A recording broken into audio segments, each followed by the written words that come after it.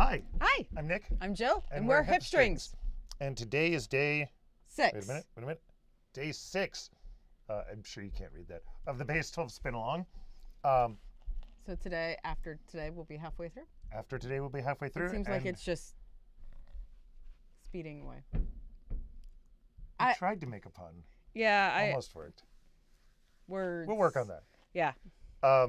So I'll go ahead and roll my die while Jill introduces you to today's official fiber. No way. Did you pick 6? I got 6. Oh, I was about to say that 6 would go really well on your bobbin right now. Yeah? Yeah. So, number 6 is Autumn Beauty. It is one of my signature blends in the Flora and Fauna collection. It is 50% merino, 25% Shetland wool, 12.5% Tussa silk, 12.5% mulberry silk.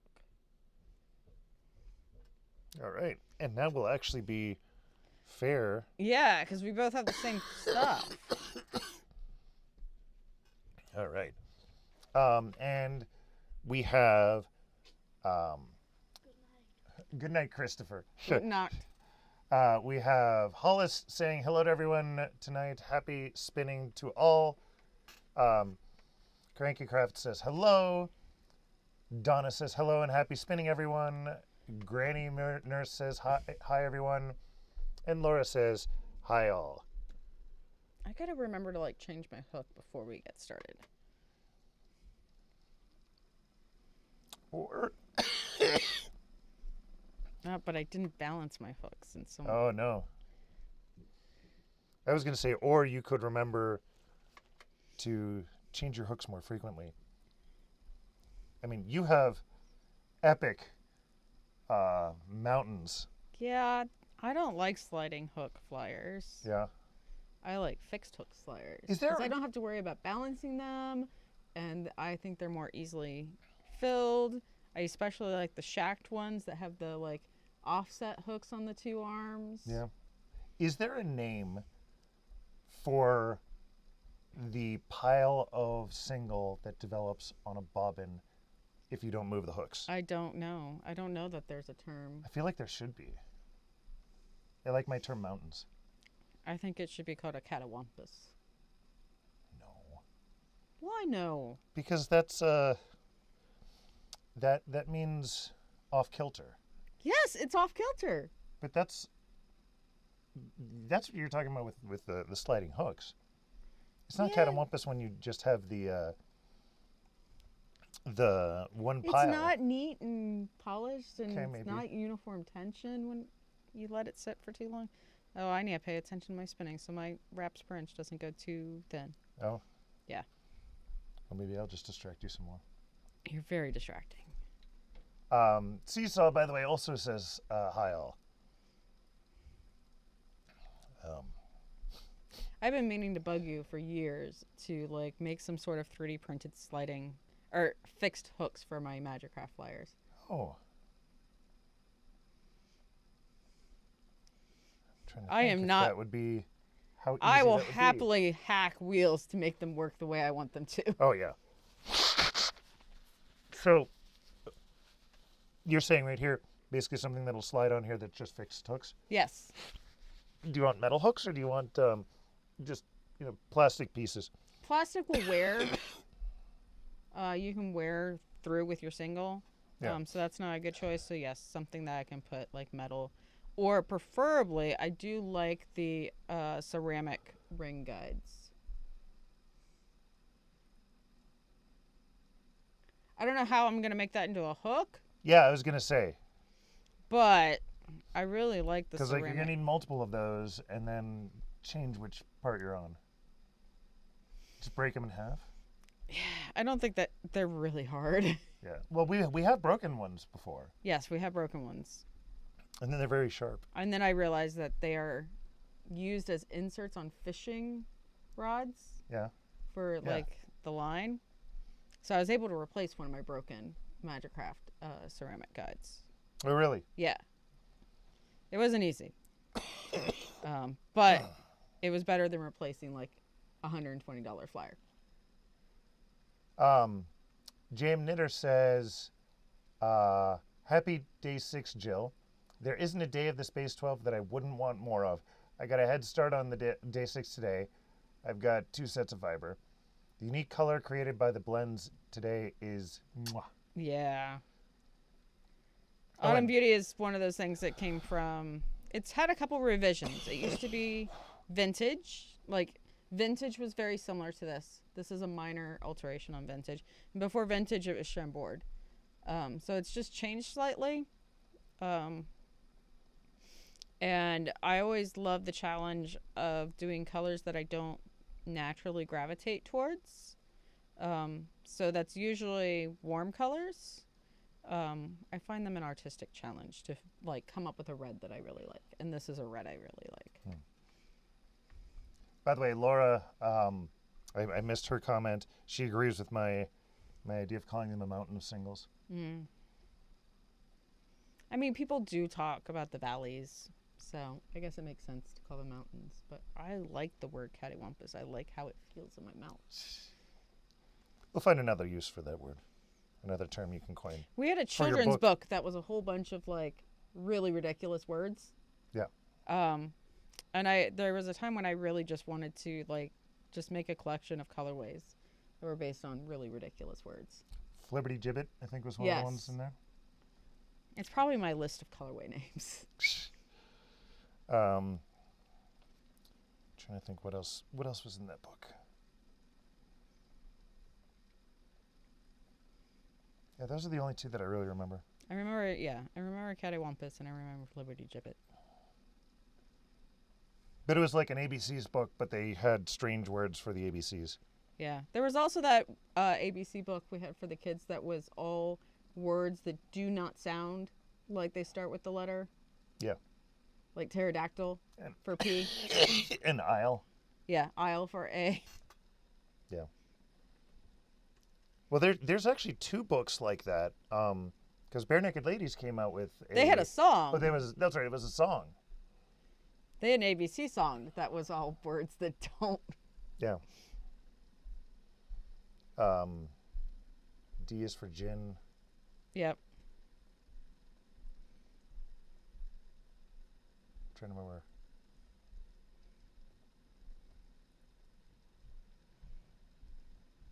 What all the different words were. I can't remember now. I bet you if you start How we playing the song, raised though, I can 3 sing very along. creative thinkers. Yeah.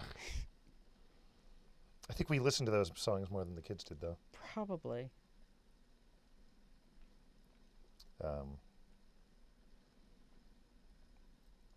I mean, but it definitely did fit in line with realizing that you're getting older because the bands that you liked when you were in middle school and high school now have children's albums. Yeah. So there was They Might Be Giants, because that's my favorite band, and all of their children's albums. They've got a lot of them. Yeah. ABCs, 1, 2, 3s, and Science is Real. Yeah, here. And there's No. Yep. Is the other one.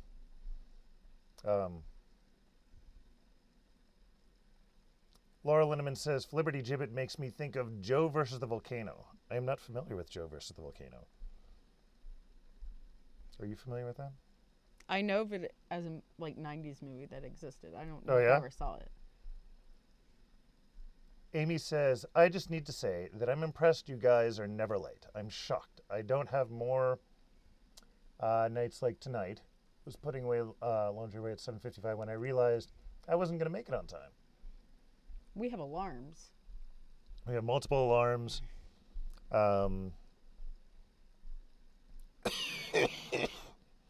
We also have the nice habit of, 8 o'clock has been bedtime for Yeah. so long. So we are the usually kids. aware of when 8 o'clock is. Seesaw says, I'm on the last row of my threaded cowl by Helen Stewart. I'm making with my Base 12 2024 Ooh. and Dianthus. I joined Ooh. late yesterday.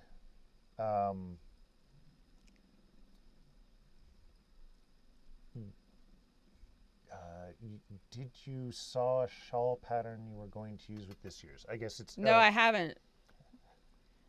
I have a whole bunch of like shawl patterns that I gravitate towards that work really well with hand spun, that I really like the shape of.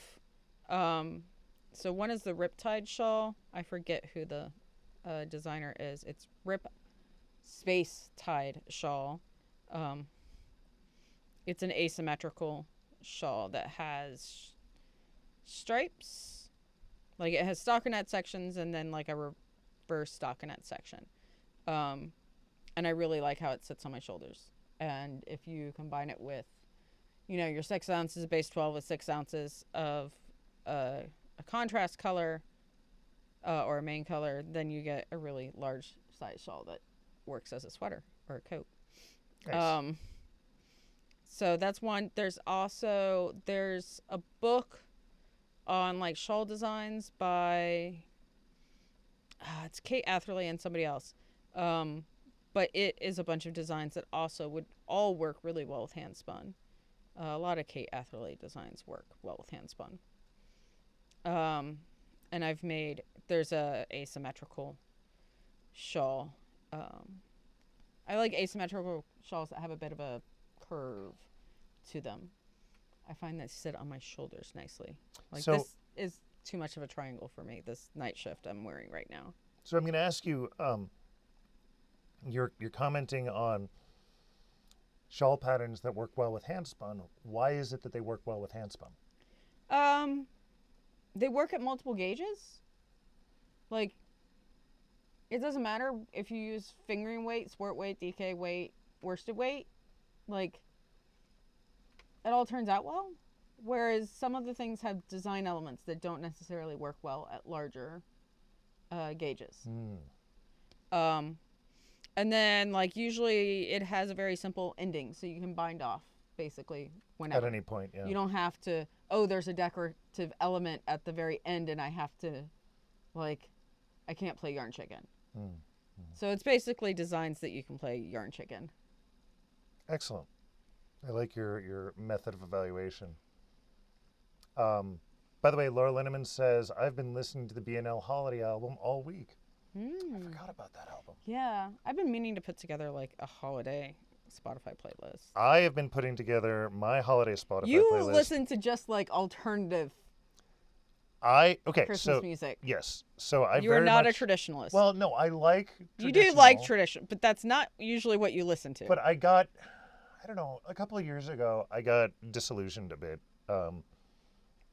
about the holidays, and I really started liking some of these subversive or drastically different holiday songs.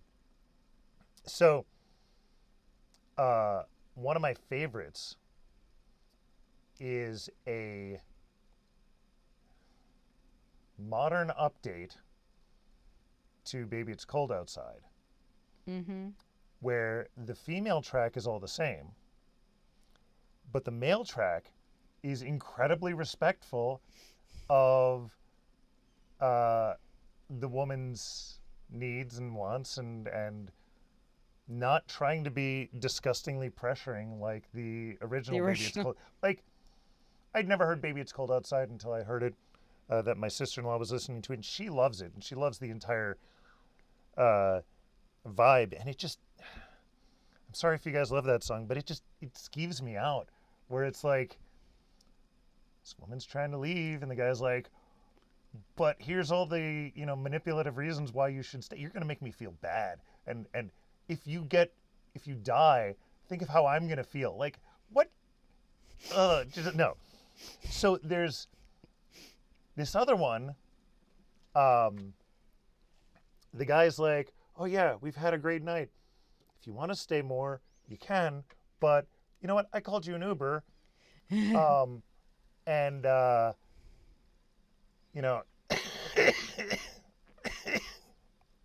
when excuse me, when she's talking about like what'll people think if I stay here, the male response is, well, it's your body and your choice. You get to decide what you want to do. And my brother will be waiting, and he's like, well, your family should be happy about you being independent, right? Like, it's incredibly positive. I absolutely adore it.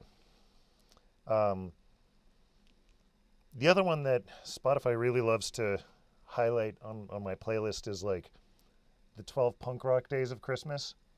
And there's all sorts of different 12 days of Christmas ones, but um, this one, the lead singer stops in the middle of the song and rants about how they forgot pepperoni on his pizza.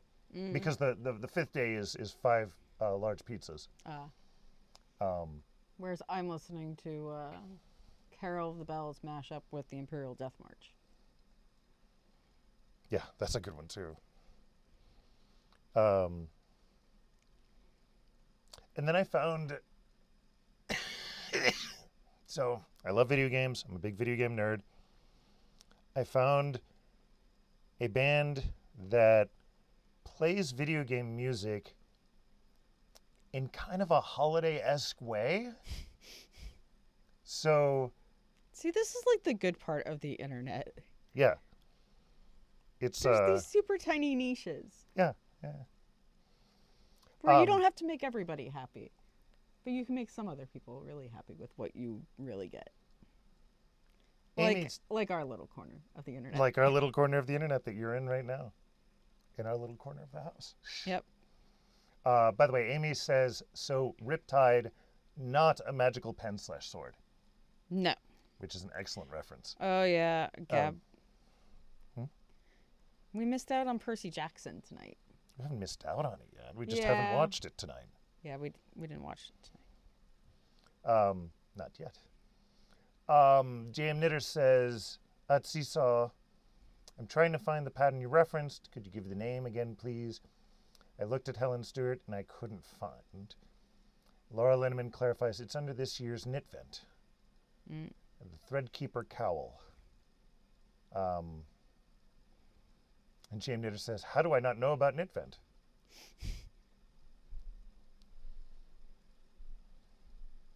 It's okay. I don't know about knit vent. Me neither. Of course, I've not been paying too much attention to anything outside of my tiny little world recently, so. Did you already finish one of your... Yeah. You are going to win.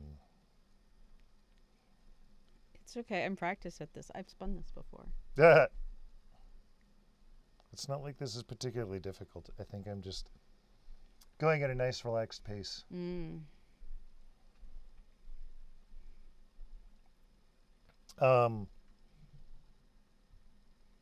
So what did you work on at the studio today? I made some bats.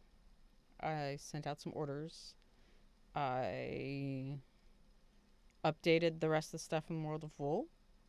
And I did my spreadsheet to say how much I need to charge for everything. So is there anything new in the shop today because of that? So you can now get Buoy Otter. That's been refreshed, which I said yesterday. And toe flax in both natural and bleached. Toe flax? Toe flax. So, like, when you harvest flax and process it, so the main part of the flax, the premium fiber, is what's called line flax. And that's a single unbroken, like, cellulose strand that's the height of the plant. Okay. So usually, like, 3 feet long. Oh, wow. And that's usually I have to put on distaff and all sorts of specialized ways of handling it. There is also kind of a waste product that is broken up bits of the flax fiber that's lower quality, and that's called tow. T-O-W. Not T-O-E. Not T-O-E. Gotcha. T-O-W. And so that is available as a comb top, and those chunks can be, you know, they're usually maybe 2 inches or so. Okay. So they're shorter. So it's more like drafting and spinning wool. Like, so would you spin that on its own? You can, but like I use it in blends. So whenever I blend flax with wool, I'm blending toe flax with wool, not line flax, because you know That's a blending bit of stuff a- at different staple lengths, that's a bit of an extreme. Yeah. You're not going to spin line flax the same way as you spin wool. So spinning them together is kind of, a challenge you should not put yourself through. Very cool. Do you know why it's called TOW? I Toe? do not know why it's called TOW. Okay. That's just what it is. It is probably some ancient word since we've been using flax forever. Well, I mean, some of the wasn't one of the ways of processing flax like literally dragging it behind a wagon? No. What am I Flax thinking you about allowed to rot, there? Okay. to ret. It's kind of fascinating. The oldest, a lot of the oldest unchanged words in the English language are related to textiles. So Go on. weft, Yeah. weft is unchanged Mm-hmm. for over 1,000 years. Mm-hmm. I love the thing that shed. You know what a shed is when you're weaving, right? It's the open space. Yeah. That is not named after the building, the outbuilding. Yeah. The outbuilding is named after the weaving term. Yeah. Because people would, build a structure up against the wall of their house. And usually a little triangular thing. And so that was called a shed because it resembled the shed on a loom. I love the fact that the term warp speed for Star Trek was referencing the warp of looms. Yeah.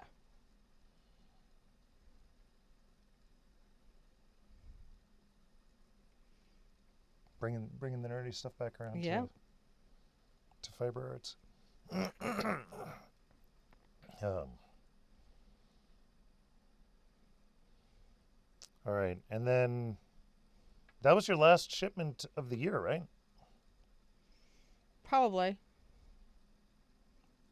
I mean, I ordered some BFL and Merino Stellina, but from someplace else. But it may not arrive. I don't think it'll arrive before the end of the year. The last time I ordered stuff from there, it took 3 weeks to 4 weeks to get it. I mean, this stuff from World of Wool is stuff I ordered a month ago. Yeah. Okay. So, but we're well stocked for next year. Anything else new that you expect to get on the shop before the end of the year? I still got hand-dyed to list that you photographed last weekend. Okay. I've been trying to get a lot of that up, but I'm not done yet. And remind me, what were the fibers that or Oh, the there bases? was some luxury stuff. So there was some Porth llama silk. There's merino yak silk. There's a bunch of BFL. There's some Southdown Dorset bio nylon.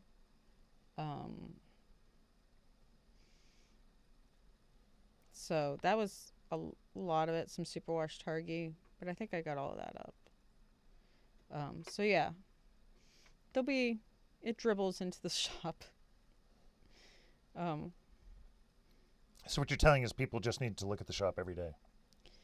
Or you can just look at the recent updates collection, which is on the main looking page. At the shop every day. Yeah.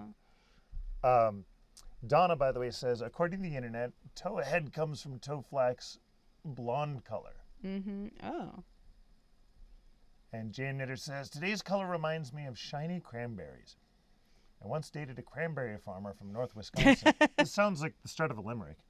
And I'll spare you that story. I didn't know there was other than cranberry I've farming seen in a lot of Wisconsin. I knew cranberries. northern Wisconsin had bogs, but I did not know there was cranberry What are they farming. going to put in the bogs otherwise? I don't know. It's just bogs. It's peat There's bogs. nothing in the bogs? It's peat bogs. Okay. I got the chance to walk on a peat bog once. It's super cool. It's like being on a trampoline. Because you're in the middle of a pond. Yeah. But you're walking on top of a whole bunch of moss. Yeah. So it's a little squishy. A little squishy. Yeah. But you don't sink. I was gonna say, you're not afraid of like it breaking and you falling through or anything? No, it was very dense. Nice. Like it gets dense enough that like trees and shrubs and bushes start to grow. Oh wow. Usually plants, like viburnums.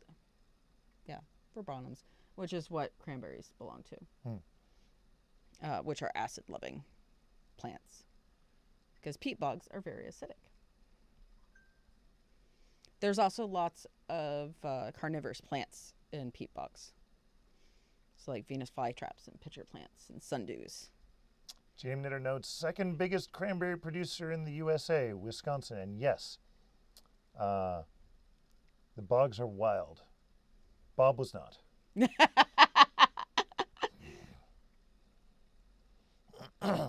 Feel like I need to come up with my own story about Bob now. A little bit of a rom-com. I need to get back to writing my rom-com. Yes.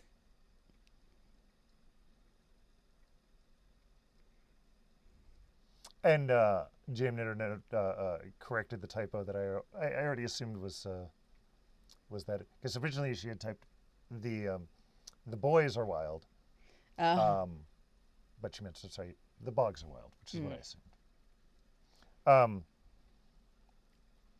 So yeah, I may have mentioned this once before, and I won't go into the details, but I have a concept of a rom-com about centered around a fiber festival, and the main character is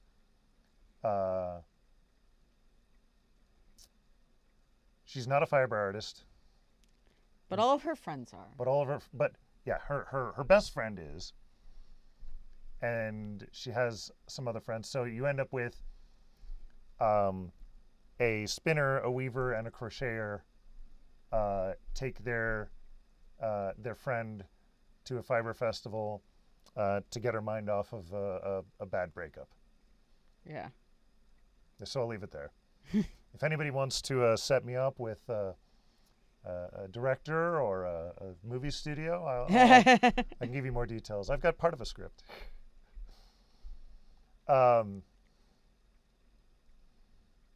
Emily,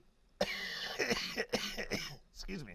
Emily says that can be next year's Netflix holiday special, A Cranberry Christmas.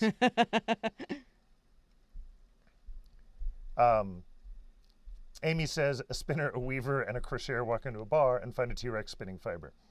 You know, I actually, one of the things that I would love if this movie ever gets made, one of the ideas is that there would be a inflatable T-Rex or some other thing, costume in the background of many of the main scenes. And in the end, it's revealed to either be Patrick Stewart or Ryan Gosling. Since they are... Who are both knitters. The most famous knitters, right? Well, not the most famous knitters. But famous people who are knitters. There we go.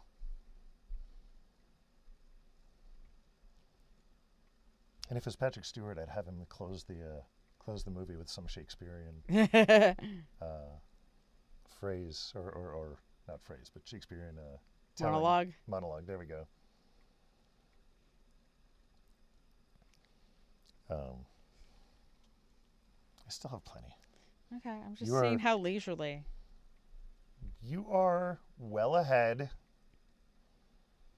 Which makes me wonder, like, because I think you're actually still spinning thinner than me. My wheel's also going faster than yours. Yeah, but maybe I'll. Are you gonna draft as fast as I am? I don't know. I'll try. You don't want to put too much twist in. Speeding up your wheel doesn't necessarily mean I can draft faster. See? I believe in you. All right. Crankycraft says it sounds like The Hangover, but featuring fiber arts. And would that be so bad? I actually haven't even seen The Hangover, but Um, yeah. No, it'll have references to many of our own unique experiences I at fiber have to say, festivals. like, one of the strangest things in my life was when we started selling at Maryland. Yeah.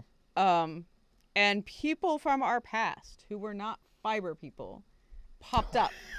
Yeah, that's true. Because Nick grew up in the DC, Maryland suburbs, and we both went to college at University of Maryland College Park. And actually, sorry, I'll interrupt for just a second to note Maryland Sheep and Wool was in my backyard, literally. I grew up in Olney, Maryland, where It's just a couple minutes down the road on literally 32. like a 10-minute drive from the fairgrounds that the fest, and I never knew about it until I was up in Pittsburgh. So sorry, go on. But then so people from like undergrad days would pop up in the booth. And like we had, people from Anime Club and undergrad, people we knew from Otakon, which is the anime convention we both used to staff. I even had my one of my high school exes show up one year, which I went to high school in Florida, but he now lives in Northern Virginia. And his wife is a knitter. Oh, So it's funny how people from our past, they have gotten knitters in their life now, and so they show up at Maryland, just like, you are not part of this part of my life, but I guess you are.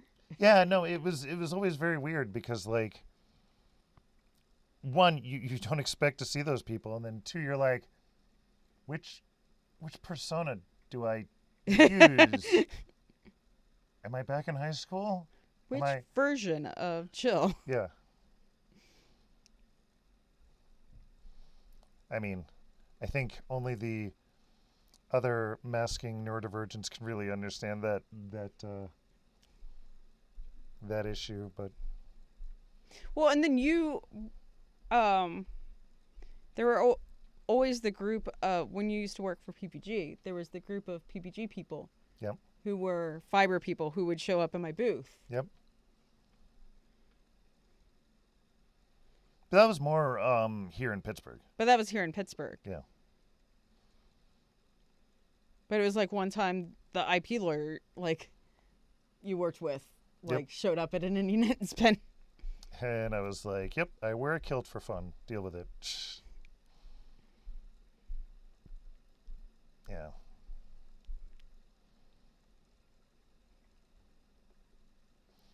Oh my God. Really? Yeah? I was really trying to speed things up and chug along here, but you did it in 30 minutes. All right, I'm going to slow my wheel down again. Enjoy. I have a nice glass of bourbon to enjoy. You also have a giant mountain there. You did not change hooks at all. I did. I changed hooks like 3 All times. Right, you're going to have to... I have to carry this? Well, no, what I was going to say is... Do I have to read? You have to let me finish my sentences. No, especially since you have to change bobbins. Yeah. Take the bobbin off and show the giant mountain there. I do not have Evanita bobbins. Everybody probably knows what I talk about when I say Evanita bobbins. I don't know what you mean. Evanita spins on dayless wheels, and which none of them have an auto wind like a woolly winder, but her bobbins look like they were done by a woolly winder. Oh, okay. I thought it was going to be the opposite. No, she has the neatest bobbins. So there's one of my ends. Well, turn it from the side. There's the side. Yeah, there you go. Very topographical. And then there's the other end. I don't care. I don't need to have neat bobbins. That'll be fine. I just think it's funny.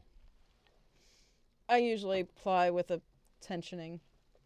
I usually ply using my Acroworks Kate or a bunch of clampy Kates and use a Tensy Tamer to put tension. So That's that little rubber thing that goes yeah, on the top. little rubber thing. So that doesn't usually. I don't need neatly wound bobbins to do that, or I'll wind off on the storage bobbins, and I'll fix it later. What? Talk a little bit more about that. Why would a neatly wound bobbin prevent you from needing a Tensy Tamer? So if you have a nice like even layers, Mm-hmm. you're pulling off because your diameter is the same. Mm-hmm. Like it's slowly adjusting. When you pull, it's gonna use about the same amount of force. Will unwind the same amount of yarn off your bobbin every time. But if like you're going from the peak of a mountain to a valley, like you're gonna wind off a bunch of stuff and then have a lot more tension. So if you don't have a regularly wound bobbin, like uniformly wound, If you don't have an Evanita bobbin, if you don't have an Evanita bobbin, when you pull off the bobbin when you're plying, if it's not already under tension, there's gonna be times when the same amount of force pulls off a different amount, and if you're plying freshly spun bobbins, you may get pigtails, which can cause a problem with consistency in plying because you have to like untwist the pigtail and stuff. So that's why I use a little bit of tension when I'm plying, especially if you're a person who tends to have energetic singles. like you've been accusing me of having. Yes, because I Um, also have them. By the way, Amy says, Nick, if it makes you feel better, I just hit the halfway point. It's not a competition. I was going to say, it's not a competition, except between us. Except between us. Yeah. No, well, I need to make sure that we're keeping you enough company because Jill, you did that in like 30 minutes. I'm sorry. No need to be sorry. I just got into a groove. You did. I gotta take that groove and finish spinning all of my buoy samples. Yeah. Because I did the thing and I put the fiber up before I had spun samples. Oh, but you've had samples from before. These are all different colors. Oh, right. These are all new colors. So they get new samples. So the new buoy otter is really nice. It's nice and soft. It's really interesting when dealing with like rarer breeds.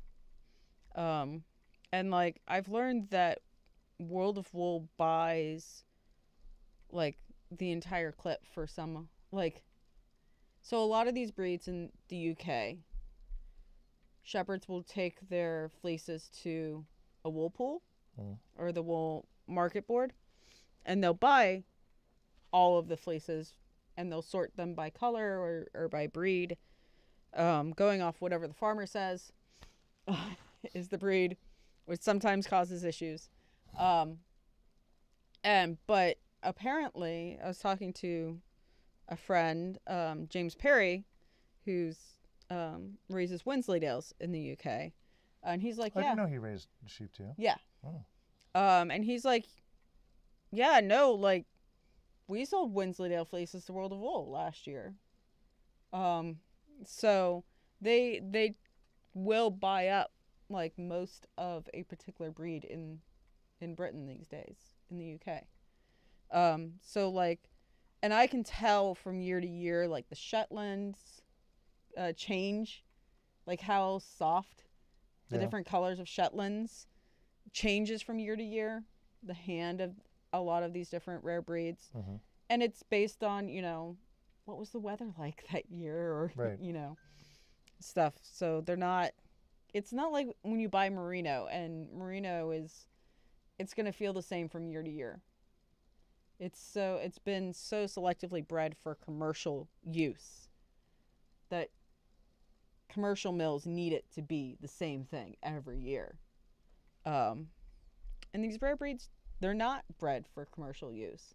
So you know, there's a little bit more variability in their fleeces from year to year. You just made me think about the question of, is there a Kobe beef equivalent of sheep.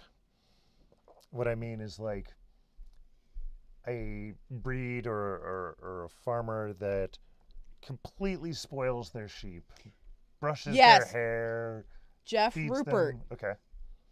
I don't know how he does it. I will have to bring some fleece to show off tomorrow night because it's not within arm's reach.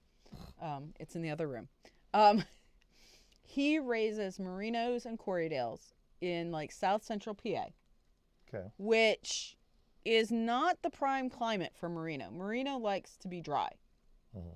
And that's why usually merino is like, Australia or, Wyoming and stuff. High desert is where merino is really like developed for. Their fleeces don't deal well with wet or damp. Neither do their hooves. But Jeff Rupert is out there breeding merinos and Corriedales in South Central PA. I have merino from him that the micron count is in the teens. It is the tiniest crimp. I have a 6-inch staple length merino. So he's getting super fine, super long fleeces in a climate that is not well suited for this breed. And it doesn't look like the sheep ever entered a barnyard. Like, they're perfectly white and pristine, and there's no VM to be found anywhere. Wow. So, yeah. Jeff Rupert is growing the Kobe beef of the sheep world. I hope he's getting an appropriate price for that. He actually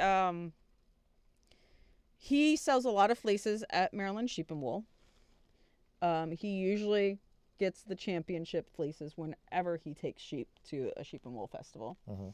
And his sheep carry a nice price. But he actually charges a very reasonable rate for the quality of fleece. Usually his, like, the last, like, top end fleece I bought from him was $32 a pound. Wow. And I mean, I've seen fleeces that are not as good.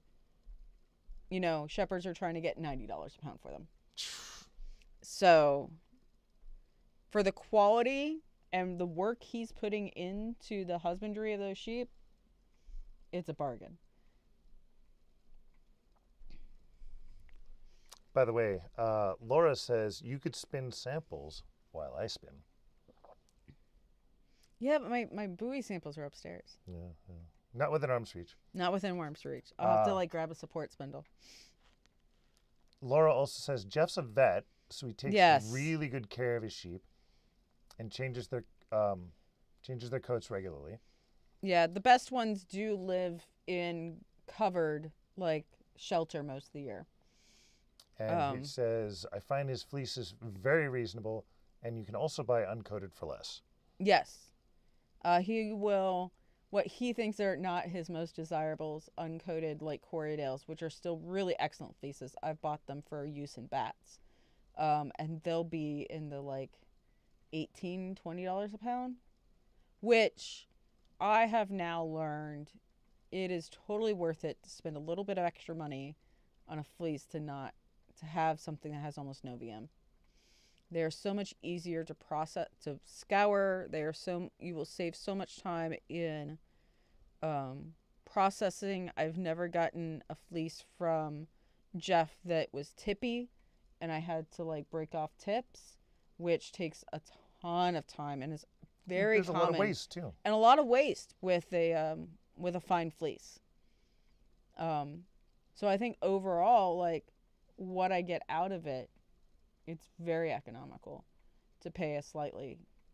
Mendenhall, who's in California, also raises very nice merino. And I know at least a couple years ago, they were selling uncoated low to mid 20s merino for $15 a pound. That was no VM, easy to process, ready to go on a drum carter. I've kind of changed like what I buy when it comes to fleece as my time becomes more limited. Trading money for time. Yep, that is the trick.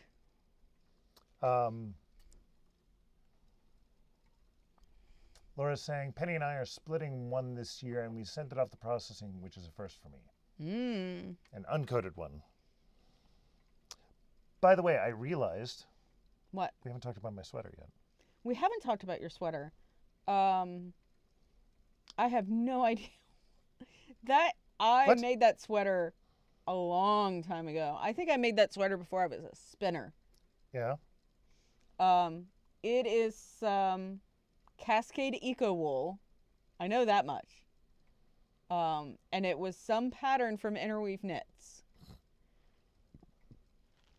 Well, I still love it. I mean, it's warm. It's held up. It needs a little depilling every now and then. Yeah. But, I mean, that was back when it was like, you could buy, Eco Wool was like 8-ounce skeins, and I think they cost like $25 a skein. Or probably less. That is probably like a less than $50 sweater. Wow. Not including time. Not including time, but that seems, cheap these days. Yeah. Though it's been really funny. We have a very good friend who has gotten, he is not into fiber arts at all, but he's gotten really into high quality clothing. And I've been trying to lead him to the way of like wool sweaters, like well-made wool sweaters. Like he first tried to, I gave him info to try to get like a sweater knit for him by like knitters in Ireland, like little cottage industry thing. But the woman like contacted him and was just like, oh, I can't get anybody to knit the sweaters for me, so I'm closing up shop. And this was like to buy a $300 sweater. And so he was recently asking me again about where to thing. And he had sent me a sweater. And he's like, what do you think about this one? And I looked at it and it was an alpaca and cotton yarn, but not like blended together, but like a marl of alpaca and cotton. And I like looked at it and I was just like, dude, for like $400, don't do this. Here's all the reasons you'll not be happy with the sweater. And then I sent him links to Mountain Meadow Wool, who is a fairly large domestic mill, and they've started making ready to wear stuff. And I was like, no, what you should do is buy this sweater instead. Because it was like a merino rambouillet.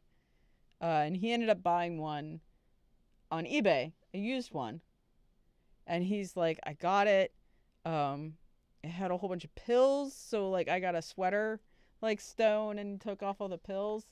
And I was like, he's like, I should have asked Jill before I did this. I was like, no, you did the right thing. And he's like, I was like, I followed up. I was like, how do you like your sweater? He's like, oh my God, I'm living in it. Well, he's like, it's so nice. He was marveled by the fact that it keeps him warm when it's cold, but he doesn't get too hot when it's when it he's breathes. warm. It breathes. And it's like, well, welcome to the light side. Yeah. So JM Knitter asks, Jill, how long have you been a spinner, and what got you started? Oh gosh. Is this a long story for the next podcast, or because I'm done? I think it's a worthy story, since Okay, we go for finished it. pretty Go early. for it. So how long have I been a spinner? I have been spinning since 2011. So the story of how I became a spinner was that we went to our first Maryland sheep and wool. I think in 2009. That sounds about right. And the big takeaway from going to Maryland sheep and wool was, oh my gosh, we should become, like, somebody should learn how to spin, because you have access to all these breed specific wools. Well, there was also the aspect that you discovered an allergy to the dyes Yeah. that some people were using Yeah. with the knitting. And so you also were going into the aspect of, well, if I have more control over the supply of everything, Right. But then, go ahead. I was like, but Nick, you're the one who really likes how things feel and touch and more sensory. You should learn how to spin. I'm too busy crocheting and knitting. And so I even went to a friend was visiting. They were interested in learning how to spin. I was like, oh, this is great. I'm going to get a friend who knows how to spin. And then I can get hand spun yarn without having to become a spinner. And I went to the local yarn shop and I bought Respect the Spindle by Abby Frankemont and a drop spindle and some roving from Kramer Yarns and some other stuff. And I like gifted it to her. And well, it didn't take. Yeah. And then I was like, okay, Nick, we have the supplies. You should try to learn how to spin. And Nick's, I'm busy. And then like it sat around for a while and I was like, well, I don't want this stuff to go to waste. I guess, I'll give it a try. And so I picked up it. I absolutely hated spinning on a suspended spindle. It did not help that the fiber that I bought was not that great. It had been in the yarn shop a little too long and was difficult to draft. I didn't know any better. I started hanging out with a group on Ravelry called Spindle Candy. They were showing off all the pretty support spindles that were being made by Spanish Peacock. I scored myself a Russian support spindle and tried to get a hold of that with some merino silk from Ashland Bay and just did not get a hold of it. I was like, okay, you know what? I really like cotton as a textile. It's one of my favorite textiles. So I got a cotton spinning kit from Cotton Clouds with an Indian coin tockley. And I taught myself how to spin cotton, and that's what sold me on spinning. And then we had that lesson. Well, later, a couple years later, we actually got to have a lesson with Stephanie Gastad in her home. And I got, Alden Amos acknowledge my existence from the other room. And I got to see his workshop.